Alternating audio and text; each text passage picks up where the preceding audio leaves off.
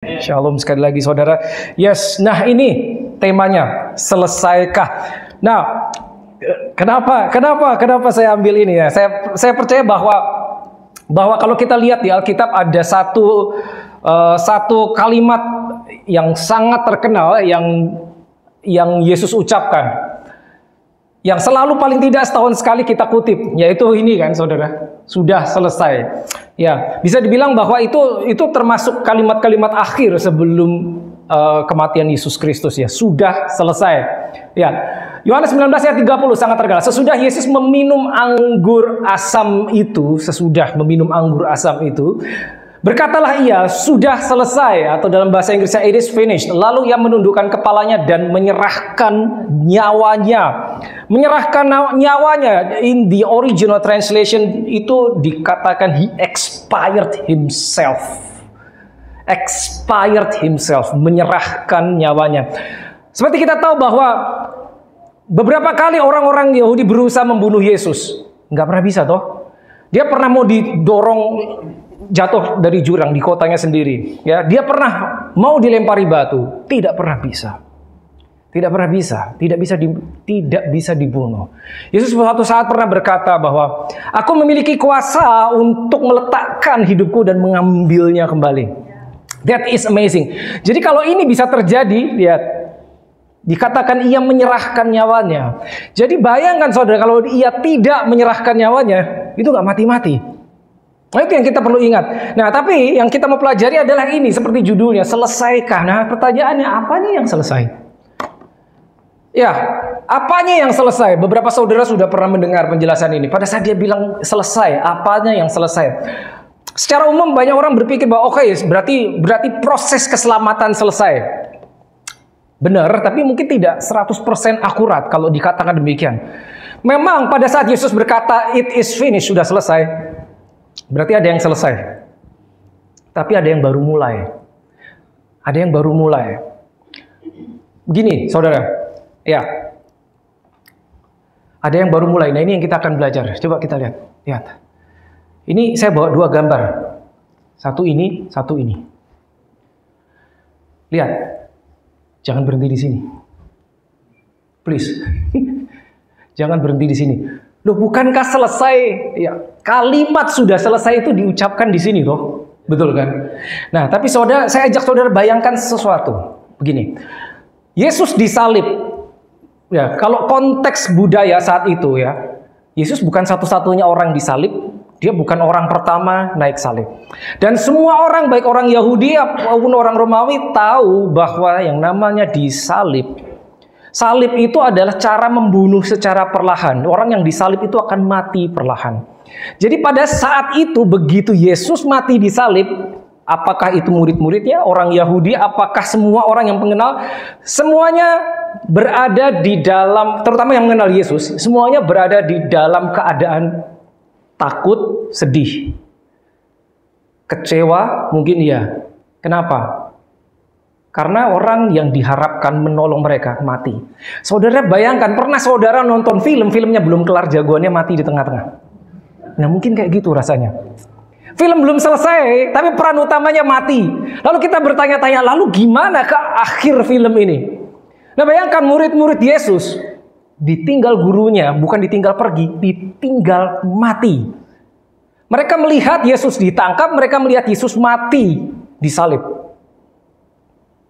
Apanya yang selesai? Mereka mungkin nggak tahu apanya yang selesai. Kita di sini bisa tahu selesai karena kita baca Alkitab, kita dengar ceritanya. Kita bisa berkata, oke, itu selesai. Bahkan kita bisa bilang bahwa ini adalah kemenangan. Ini kemenangan toh. Siapa yang pakai kalung salib? Coba bayangkan ya saudara. Kala itu, ya sekitar tahun 30 Masehi, ya. Sampai sekian puluh tahun setelah Yesus mati di salib, tidak satu orang pun mau pakai kalung salib, tidak ada. Ini adalah lambang yang mengerikan karena semua orang tahu orang yang naik salib, tidak ada satupun orang naik salib turun masih hidup. Tidak ada. Tidak ada. Naik salib turun pasti mati. Pasti. Udah pasti. Gitu. Salib berbicara banyak hal. Kalau kita mau uraikan, salib bisa bicara tentang ketaatan, salib bisa bicara tentang penderitaan, salib bisa bicara tentang proses. Tapi kalau kita mau rangkum apa yang digambarkan oleh salib di dalam satu kata, salib itu berbicara tentang death, and that's it, kematian. Maka kita harus tahu, tadi saya bilang bahwa nggak ada orang naik salib turun masih hidup, nggak ada. Nggak ada, tidak pernah ada. Gitu loh. Jadi apanya yang selesai? Kemenangan apa aja? Jagoannya mati. Pikirkan baik-baik. Kalau saudara jadi murid Yesus, rasanya gimana? Habis sudah harapan. Habis. Orang yang diharapkan untuk membebaskanmu mati di depan matamu. Mau berharap sama siapa? Kita sering tahu, kita sering dengar salib adalah lambang kemenangan, salib adalah victory over sin, betul? Victory over death, ya betul, tapi mungkin bisa lebih dari itu. Kenapa? Karena ini mati. Yesus mati, secara manusia dia mati. Lalu di mana kemenangan atas mati itu? Di mana kemenangannya? Ini kan kekalahan. Saudara boleh tanya semua para rasul nanti. Kalau kita sudah di atas, kita tanya, mungkin ketemu Petrus, ketemu Yohanes, mungkin kita ketemu Yakobus, kita tanya dulu rasanya gimana waktu Yesus mati. Saya percaya mereka satu pun tidak ada yang bilang rasanya kita menang. Gak ada. Rasanya kalah, kehancuran, harapan hilang. Cuman itu, kesedihan, yes. Kematian, yes. Kemenangan, no. Nanti tiba-tiba minggu depan yang pakai kalung salib ganti, salibnya diganti ini. Ini kan kematian.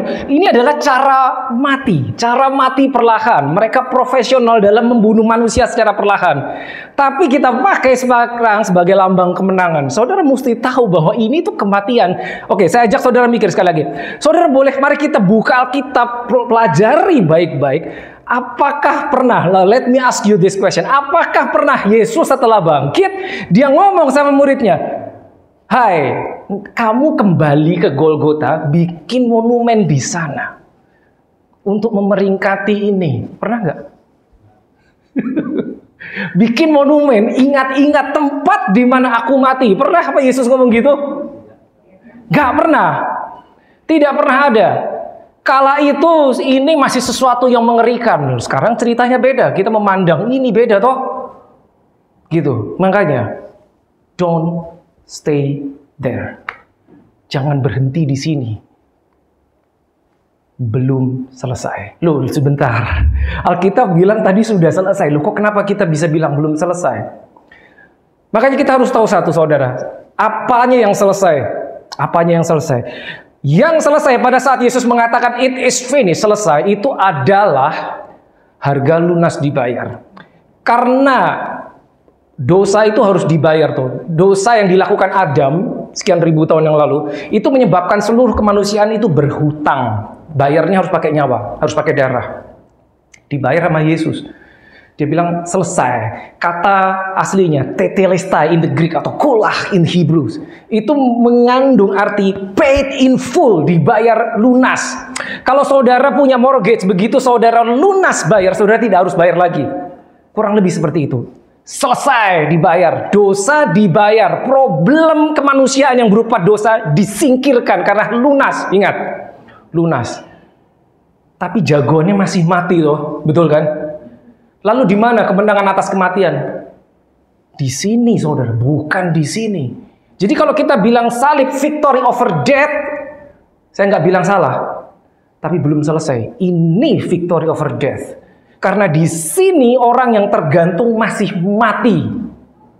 Victory over death itu bukan the empty cross, but empty tomb, kubur kosong, bukan salib kosong. Nangkep, saudara? Jangan berhenti di sini. Jangan berhenti di sini. Betul, kita memperingati salib karena salib adalah satu cara yang dipakai Yesus untuk mati. Ya, kalau saudara yang ikut som pasti tahu kenapa matinya harus disalib. Banyak cara mati yang lain, digantung mati toh. Ya, ditombak mati. Di pedang mati juga. Tapi kenapa matinya harus yang ini? Saya rasa saudara tahu, saya nggak akan masuk detailnya seperti itu. Ya. Tapi ini masih kematian, belum victory, maka harus bangun lagi. Kita tahu banyak orang hebat di dunia ini. Bahkan secara Alkitab banyak Abraham, Musa, Daud semuanya orang-orang hebat yang benar-benar hebat. Semua mereka mati dan lupa bangun. Cuman satu yang mati nggak lupa bangun, cuman Yesus. Nah, kenapa salib itu menjadi lambang kemenangan? Padahal ini mengerikan sekali. Buat kita nggak ngeri, saudara. Tapi buat mereka yang zaman itu tahu, itu ngeri sekali. Kenapa ini jadi lambang kemenangan? Gara-gara orang yang pernah naik ke atasnya, ya, banyak tahu orang yang pernah disalib. Tapi karena suatu kali ada orang naik ke atasnya, bukan penjahat, orang benar. Salib adalah cara penghukuman yang paling mengerikan. Jadi, tanda kutip, semua orang yang disalib pasti orang jahat. Kejahatan yang kelas kakap udah. Sampai di atas salib itu, kalau saudara tahu kan ada tulisan INRI. Saudara tahu artinya itu, that's amazing. Nanti someday saya akan share itu, not today. Itu ditulis, kejahatannya apa itu ditulis. Dan orang disalib itu di pinggir jalan. Sehingga orang tahu, oh ini penjahat disalib. Ya, buat shock therapy. Orang jahat begini nasibnya. Kejahatannya ditulis. Tapi suatu kali ada orang naik salib, bukan orang jahat. Itu Yesus.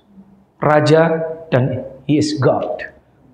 Makanya ini menjadi berbeda. Karena orang yang pernah naik ke atasnya. Itu kita harus tahu. Nah sekarang kita masuk sini.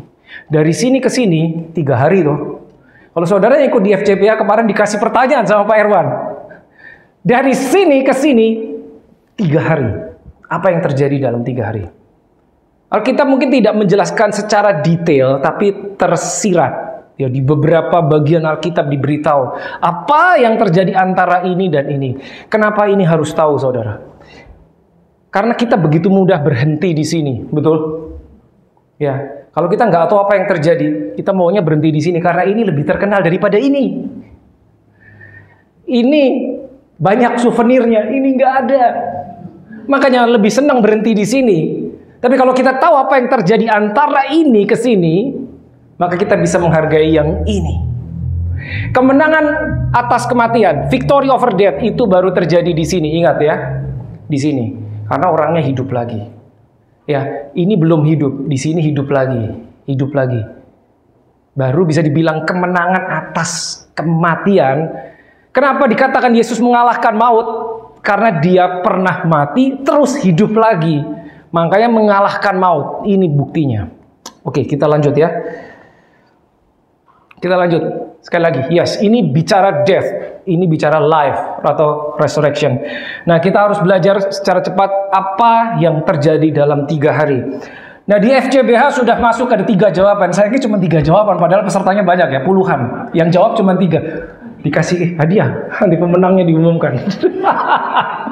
Serius, saya ini yang jawab cuma 3. Ya oke, 3-3-nya benar jawabannya. Cuman sayangnya hadiahnya cuma 1, jadi saya harus pilih 1 orang.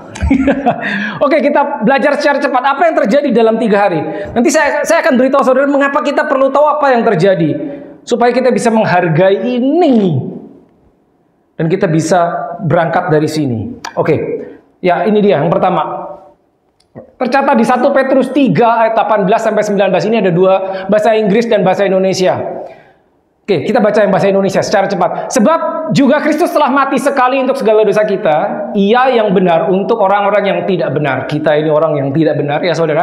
Supaya Ia membawa kita kepada Allah, Ia yang telah dibunuh dalam keadaannya sebagai manusia, tetapi yang telah dibangkitkan menurut roh. 19. Dan di dalam roh itu juga Ia pergi memberitakan Injil kepada roh yang di dalam penjara. Bahasa Inggrisnya tidak persis sama. Lihat, memberitakan Injil. Sebetulnya bukan memberitakan Injil, karena dalam bahasa aslinya dibilang He went and preach. Preach itu proclaim, bukan evangelize. Memberitakan Injil itu evangelism, evangelize. Tapi ini sayangnya di bahasa Indonesia Ia memberitakan Injil. Harusnya dia proclaim, He preach to the spirits in prison, kepada roh-roh yang di dalam penjara. Jadi nomor 1 yang kita harus ingat, begitu dia mati, dia turun ke dunia orang mati. Ngapain? Nih, memproklamasikan apa yang diproklaim, apa yang dideklarasikan. Kepikir gak? Dan kepada siapa? Spirits in prison ini siapa? Nah, ini nanti saya harus menjelaskannya di kuliah umum karena nggak bisa di sini. Ini ada pandangan teologis yang berbeda. Spirits in prison itu orang-orang benarkah yang mati sebelum Yesus? Apa orang-orang yang tidak benar yang mati sebelum Yesus? Apakah roh-roh jahat? Nah, itu ada macam-macam tuh. But not today. Yang itu nggak hari ini. Tapi paling tidak saudara tahu dia mati, dia turun ke bawah.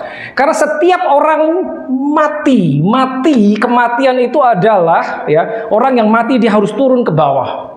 Kuasa maut ya, kuasa maut itu yang punya adalah iblis. Oke, ini nomor 1 ya. Jadi dia turun ke bawah. Turun ke bawah. Ingat, turun ke bawah. Bukan di atas, turun ke bawah ke dunia orang mati. Jadi kita sudah tahu satu hal, salib itu adanya di atas apa di bawah? Di atas. Jadi jangan berhenti di situ, karena Yesus tidak berhenti di situ. Dia mati, dia turun ke bawah. Di dalam 3 hari itu. Lanjut ya. Turun ke bawah. Nah, Efesus 4 ayat 8 sampai 10 ini menarik. Coba kita lihat bahasa Indonesia. Itulah sebabnya kata Nas, tatkala ia naik ke tempat tinggi, ini Rasul Paulus ya, ia membawa tawanan-tawanan. Ia membawa tawanan-tawanan. Perhatikan. Ia memberikan pemberian kepada manusia. 9. Bukankah ia telah naik, berarti bahwa ia juga telah turun ke bagian bumi yang paling bawah. Itu tadi. Turun, proclaim, memberitakan kemenangannya, mendeklarasikan kemenangannya. Banyak orang-orang yang percaya pada Yesus sebelum eranya Yesus. Jadi dia harus memberitakan, aku sekarang menang, kamu ikut aku. Kurang lebih seperti itu. Ia telah turun, ia juga yang telah naik jauh lebih tinggi daripada semua langit untuk memenuhkan segala sesuatu. Ya, lihat, ia membawa tawanan-tawanan. Jadi dia turun, dia beritakan kemenangannya atas kematian. Terus tawanan yang dibawa itu dibawa naik, dibawa, enggak ditinggal. Halo, look, Matius 27 ayat 50 ini paling aneh. Watch this. Dan kuburan-kuburan terbuka. Ini Matius 27, ini setelah Yesus bangkit. Kuburan-kuburan terbuka dan banyak orang kudus yang telah meninggal bangkit. Bangun toh, kan tadi dibawa toh tawanan. Dan sesudah kebangkitan Yesus, mereka pun keluar dari kubur. Lalu, nah ini aneh, masuk ke kota kudus dan menampakkan diri kepada banyak orang.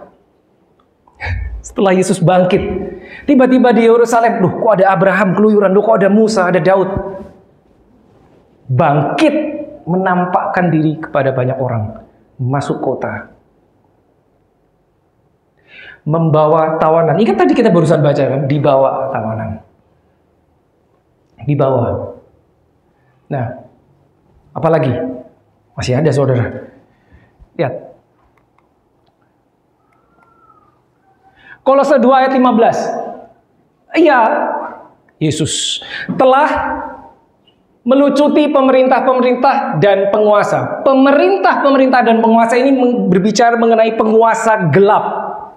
Demons, ya, devils dan pasukannya. Melucuti pemerintah-pemerintah dan menjadikan mereka tontonan umum dalam kemenangannya atas mereka. Oke, ini dilakukan di mana? Di bumi apa di bawah? Di bawah. Di bawah, in those 3 days, dalam 3 hari, dia turun ke bawah lakukan ini. Dia bawa tawanan, ikut dia ke atas, dia mengalahkan yang di bawah, dilucuti. Ibrani 2:14 bahasa Inggrisnya, he might destroy him who had the power of death. Di mana? Bukan di atas, di bawah. Dan saudara harus tahu, Yesus mati sebagai manusia, the Son of Man, bukan the Son of God. Tidak. Jadi dia turun ke bawah sebagai man, manusia, bukan sebagai God. Jadi dia di bawah turun sebagai manusia, mengalahkan ini sebagai manusia, bukan by the power of God. No, he was human. He was man 100%. Dia mengalahkan yang ini with the power of his perfection, perfect human. Man to man, fair battle. Kalau dia turun sebagai Allah, it's not a fair battle. Karena Adam yang pertama sebagai manusia kalah sebagai manusia, maka the second Adam, Yesus, mengalahkan kembali, rematch, pertandingan ulang, harus sebagai manusia. Dan kali ini dia menang. Mengalahkan ini. Di bawah. Bukan di atas, salibnya di atas. Remember, salib di atas. Selesai salib dia harus turun. Itu yang terjadi. Itu yang terjadi. Bukan di atas, di bawah. Ya, ingat ya, salib itu adalah cara mati, satu tools yang dipakai. Tapi prosesnya ini, begitu dia bangkit, gitu. Dalam 3 hari dia banyak melakukan hal-hal di bawah, mengalahkan yang ini, ya, memberitakan kepada spirits, ya, kepada orang-orang yang di bawah, yang mati, yang percaya kepada dia, dibawa ke atas. Dibawa ke atas, bahkan sebelum dibawa balik roh itu dia muncul orang-orang mati menampakkan diri di kota. Tadi barusan kita baca, it's in the Bible, it's in the Bible, it's in your Bible. Oke. Lalu begini. Satu lagi. 1 Korintus 15, 14 dan 17, 22. Tetapi andai kata Kristus tidak dibangkitkan. Nah, kita tahu Kristus bangkit, Yesus. Tapi seandainya dia tidak bangkit, maka sia-sialah pemberitaan kami dan sia-sialah juga kepercayaan kamu. Kenapa? Kenapa kau sia-sia percaya? Karena kita hanya percaya kepada orang mati. Tadi saya udah bilang, banyak orang hebat mati, tapi mereka lupa bangun. Cuman satu, Yesus yang bangun lagi. Jadi kita percaya, kita menyembah Tuhan, itu yang kita sembah hidup, bukan mati. Makanya dibilang kalau Yesus tidak bangkit, sia-sia kepercayaanmu. Karena berarti engkau hanya percaya kepada orang mati. Tidak bisa berbuat apa-apa, orang mati. Tidak bisa menolong, tidak bisa. Jadi percuma kita kayak berdoa sama orang mati itu percuma, mereka nggak bisa tolong. Ya, dan jika Kristus tidak dibangkitkan, maka sia-sialah kepercayaan kamu dan kamu masih hidup dalam dosamu. Kenapa? Kenapa jika Kristus tidak dibangkitkan, kita tetap berdosa? Wait, sebentar. Bukankah upah dosa itu kan maut, Alkitab berkata. Bukankah penalti dosa sudah dibayar? Udah mati tuh, udah dibayar. Tapi ini sih bilang, wah, jika Kristus tidak dibangkitkan, maka sia-sialah kepercayaan kamu dan kamu masih hidup di dalam dosamu. Karena begini saudara, dosa sudah dibayar, utang lunas, tapi kita tidak akan punya kuasa kemenangan atas dosa. That means what? That means kita akan balik jatuh lagi. Karena hanya Roh Kudus yang bisa memberikan kita kemenangan atas dosa. Dan Roh Kudus tidak akan turun kalau Yesus tidak naik. Betul? Kan Yesus bilang sama muridnya, kalau aku nggak kembali kepada Bapa, Roh Kudus nggak turun ke atas kamu. Dan dia tidak akan naik kalau dia tidak bangkit dulu. Oke? Dan dia tidak akan bangkit kalau dia tidak mati dulu. How? You got it? Maka sia-sialah kepercayaan kamu dan kamu masih hidup dalam dosamu. Ini dia. Kemenangan atas dosa itu gara-gara ada Roh Kudus yang memberi kita kekuatan. Kalau tanpa itu nggak bisa. Memang dosa dibayar lunas. Tapi pasti tidak lama kita balik lagi. Jatuh lagi. Karena tidak ada kuasa. Holy Spirit nggak ada di dalam. Kalau dia nggak bangkit. Karena kalau dia nggak bangkit, dia nggak naik ke atas. Kalau dia nggak naik ke atas, Roh Kudus tidak akan diturunkan. Oke, anggap ya, saudara. 19. Jikalau kita hanya di dalam hidup ini saja menaruh pengharapan pada Kristus, maka kita adalah orang yang paling malang dari segala manusia. Ya, tetapi yang benar ialah bahwa Kristus telah dibangkitkan dari antara orang mati sebagai yang sulung dari yang telah meninggal. Yesus hidup, dikatakan He is the only begotten of the Father. He is the only begotten of the Father. Tapi begitu dia mati dan bangkit, tidak dikatakan He is the only begotten, tapi He is the firstborn, yang sulung. Bedanya apa? Sebagai yang sulung, maksudnya yang bangkit duluan. Jadi tadi orang-orang yang bangkit itu setelah Yesus bangkit. Karena yang sulung, Yesus harus bangkit duluan. Habis itu banyak orang yang bangkit duluan. Maka dikatakan He is the firstborn. Orang yang pertama lahir baru, Yesus. Yang bangkit duluan. Yang masuk ke atas heaven, harus Yesus duluan. Dibawa orang-orangnya. Maka dikatakan dia yang sulung, yang duluan, yang firstborn. Born again first itu Yesus. Oke? Ada perubahan status. Saya harap saudara Bisa ikuti ya. Oke, lanjut ya saudara.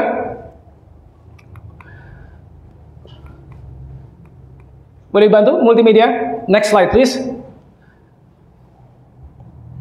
Di Roma 4 ayat 25. Ini bahasa Indonesia dan bahasa Inggris. Nah, saudara harus paham ini, benar-benar paham. Benar-benar paham. I have to make sure that you understand. Oke, lihat.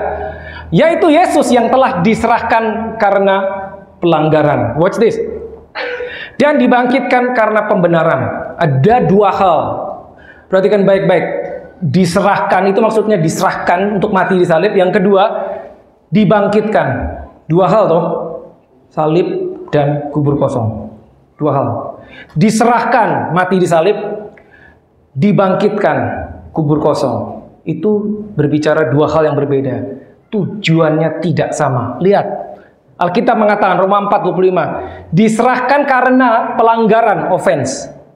Jadi dia disalib gara-gara pelanggaran kita. Gara-gara dosa kita dia disalib. Oke. Dia disalib untuk menebus dosa, kita tahu itu. Tapi dia dibangkitkan bukan untuk menebus dosa. Oh, dosa udah dibayar, udah mati kok dia. Tapi dia dibangkitkan untuk pembenaran. Maka dibilang kalau dia nggak bangkit, oke, dosamu tetap diampuni, tapi statusmu tidak bisa jadi orang benar. Karena untuk mengubah status kita jadi orang benar, perlu kubur kosong, bukan salib kosong. Come on. Did you get that? Ini harus firm. Untuk mengubah status kita orang benar, let me try again. Perlu kubur kosong, bukan salib kosong. Salib kosong membayar dosa, pelanggaran. Oke, tapi pembenaran perlu kubur kosong, dibangkitkan. Orang yang di sini tadi udah mati harus bangun lagi, baru dia bisa memberi, nih kamu sekarang benar. Gitu. This is huge. Penting sekali. Saudara harus tahu. Ini dasar kekristenan kita. Sehingga kita masuk setiap tahun, kita merayakan Paskah, kita merayakan Jumat Agung, kebangkitan Kristus. Kita tahu mengapa kita merayakan itu. Kita tahu ada apa di baliknya. Ada apa di baliknya kita tahu. Mengapa itu harus terjadi kita tahu. Oke. Dan selalu begini saudara. Kalau saudara tahu, saudara harus bisa jelasin ke orang. Oke, now saat Yesus mati di salib, ya, pengikut-pengikut Yesus semuanya bersedih, mereka takut, mereka sembunyi, bahkan murid-murid Yesus sembunyi di kamar loteng atas, ya. Mereka semua discourage, mereka bingung, jangan-jangan kita habis ini yang mati, begitu kondisinya. Tapi begitu Yesus mati di salib, ada satu pesta kemenangan di alam maut. Iblis dan konco-konconya mereka merayakan kemenangan saat ini. Saat salib. Karena mereka berpikir, iblis berpikir, dan para pasukannya, para demons berpikir, kali ini kita berhasil membunuh Adam yang kedua. Bukan cuma mengalahkan Adam, mereka mengalahkan Adam yang pertama toh, 2000 tahun sebelum ini. Maaf, 4000 tahun sebelum ini. Dan mereka tahu ini ada Adam lagi nih. Kita harus kalahkan dia. Kali ini, setelah coba beberapa kali, mereka pikir mereka berhasil. Bukan cuma mengalahkan, membunuh. Adamnya mati. Mati tuh, benar-benar mati. Benar-benar mati. Benar mati. Sehingga terjadi pesta. Tapi ada satu yang iblis nggak tahu. Yang bisa mati hanya orang berdosa. Itu dia nggak tahu. Iblis nggak tahu. Maka begitu 3 hari, iblis kaget. Karena Yesus bangun lagi. Dan di tengah pesta, saudara bisa bayangkan, di tengah-tengah pesta pora, di neraka sedang terjadi pesta, tiba-tiba Yesus yang mati itu di penjara di dalam maut, bangun lagi. Di tengah-tengah pesta, bayangkan, dia masuk mendobrak ruang pesta, dobrak dan bilang, "Give me the keys."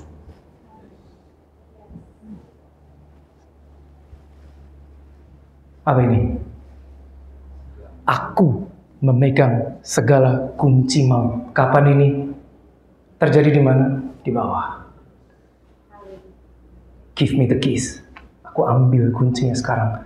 Kunci maut ini tadinya dipegang penjahatnya. Tapi begitu dia mati, karena dia mati secara ilegal. Orang benar tidak boleh mati, tidak bisa mati. Sinless person. Hanya orang yang ada dosanya yang bisa mati. Jika ada orang yang tanpa dosa mati, maka kematian harus melepaskan orang tersebut sehingga hidup lagi. Yang itu iblis nggak tahu. Itu dia nggak tahu. Maka kaget. Kok bangun lagi? Bukan cuma bangun, kuncinya diambil sekarang. Lihat. Jangan takut, aku, Yesus, adalah yang awal dan yang akhir dan yang hidup. Aku telah mati, namun lihatlah aku hidup. Dia mengatakan, aku memang pernah mati, tapi aku hidup. Makanya dia bisa bilang, aku mengalahkan maut, karena dia pernah mati terus hidup lagi. Kalau dia nggak pernah mati, dia nggak bisa bilang, aku mengalahkan maut. Tidak bisa. Dia bisa ngomong, aku mengalahkan maut, karena aku benar-benar pernah mati, dan sekarang hidup lagi. Dan jangan lupa, aku mati itu gantiin kamu. Jadi kalau kita lihat salib, dan Yesus di atasnya, kita harus bisa ngelihat itu harusnya mukaku yang di situ. Sehingga dia bukan hanya mati untuk engkau, tapi dia mati sebagai engkau. Nah, saudara, it's different. Jadi harusnya kita yang digantung di situ. Lihat, aku hidup sampai selama-lamanya. Udah gak mati lagi? Enggak. Dan this is amazing. Aku memegang segala kunci maut dan kerajaan maut.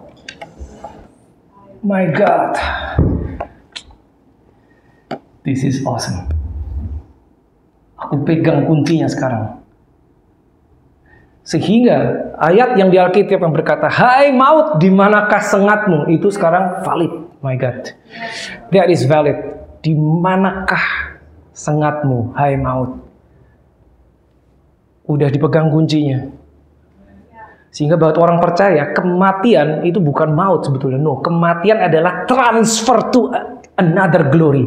Oh my God. Transfer to the better glory. Bukan maut. Gara-gara yang ini udah pernah mati, hidup lagi. Kita harus tahu saudara ini. Kita harus tahu. Bukan cuma tahu, kita harus merenungkannya ini. Merenungkan ini. Paskah, resurrection. Dia mati 3 hari, bangun lagi, bangkit lagi. Kita tahu kenapa, kita tahu ngapain aja. Kita tahu apa yang telah dilakukan untuk kita, nomor 1, dan sebagai kita, menggantikan kita. Kita tahu persis. Maka itu menjadi berarti. Kalau kita nggak tahu, kita hanya merayakannya sebagai perayaan agamawi. No power, tidak ada kuasanya. Tidak ada. Karena hanya sebuah kegiatan agama. Itu bedanya.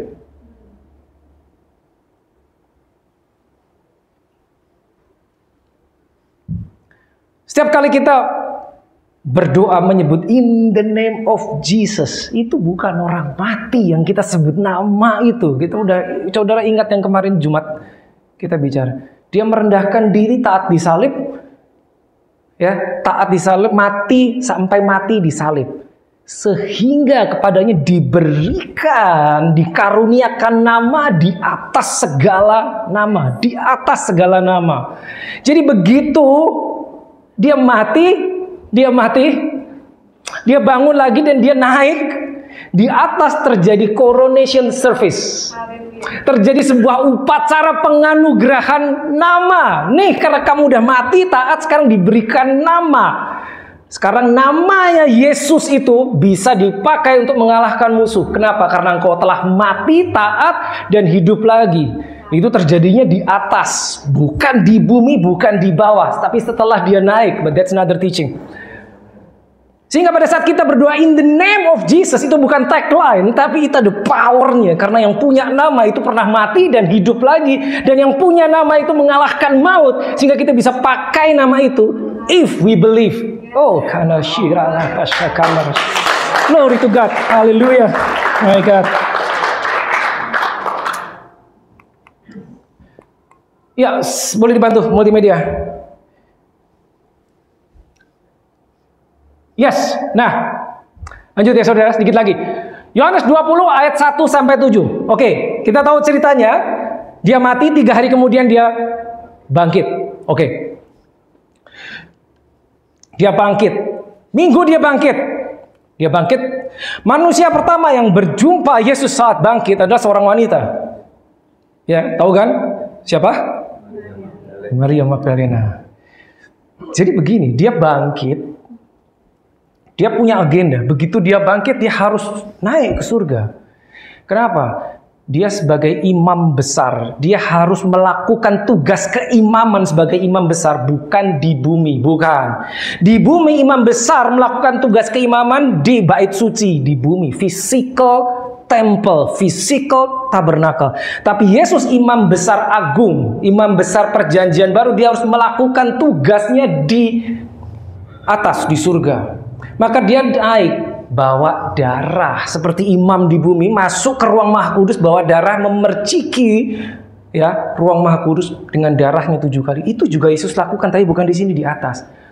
Tapi on the way dia naik, dia terhenti oleh seorang wanita yang bernama Maria Magdalena. Hari Minggu pagi, first day, sebelum dia nyampe ke atas, terhenti gara-gara wanita yang mencari dia. Dia ngomong gini kan, Mary, betul kok? Terus, habis itu, Yesus bilang apa? Jangan sentuh aku, karena aku belum naik kepada Bapa. Di dalam tradisi, imam besar itu sebelum masuk ke ruang kudus, itu ada bejana pembasuhan. Dia harus cuci tangan, cuci kaki, menyucikan, menguduskan diri. Saudara-saudara kita juga melakukan itu ya. Mereka sembahyang 5 waktu. Cuci dulu toh. Apa namanya? Wudhu. Itu kalau udah habis cuci, menyucikan diri, nggak boleh sentuhan sama orang, nggak boleh. Batal, harus cuci lagi. Makanya Yesus bilang, jangan sentuh aku. Aku baru mau masuk. Jangan sentuh aku. Aku harus melakukan tugas keimamanku, membawa darahku, masuk ke ruang kudus yang sesungguhnya dan menyucikan tempat itu. Kenapa harus disucikan? Itu kan di surga. Kenapa harus disucikan? Bukankah segala sesuatu di surga sudah suci? Nanti itu minggu depan. Stay tune. Lihat, pada hari pertama minggu itu pagi-pagi benar, ketika hari masih gelap, pergilah Maria Magdalena ke kubur dan melihat bahwa batu telah diambil dari kubur. Ya, oke, ya, kita tahu ceritanya. Lalu saya skip aja. Ya, kita lompat. Dia memberitakan kepada murid Yesus. Lalu dia memberitakannya. Lalu 6. Maka datanglah Simon Petrus juga menyusul dia dan masuk ke dalam kubur itu. Ia melihat kain kafan terletak di tanah. Sedang kain peluh yang tadinya ada di kepala Yesus tidak terletak dekat kain kafan itu, tetapi agak di samping, di tempat yang lain dan sudah tergulung. Bahasa Inggrisnya folded, terlipat. Yesus bangkit, sempat-sempatnya ini aku lipat dulu. Itu kan dirapiin dulu gitu. Tinggalin aja bisa, tapi enggak, lihat ini kan. Terlipat. Kenapa terlipat? Kenapa terlipat? Saudara, kalau saudara pernah belajar table manner, kalau saudara makan di sebuah restoran, biasanya fine dining.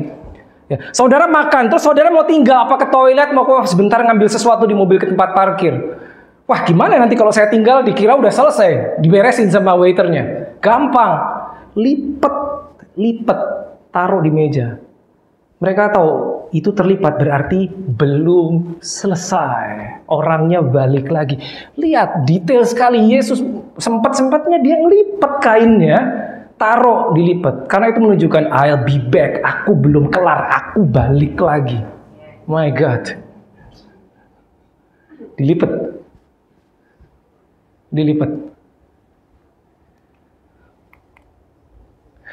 Dan itu pagi toh.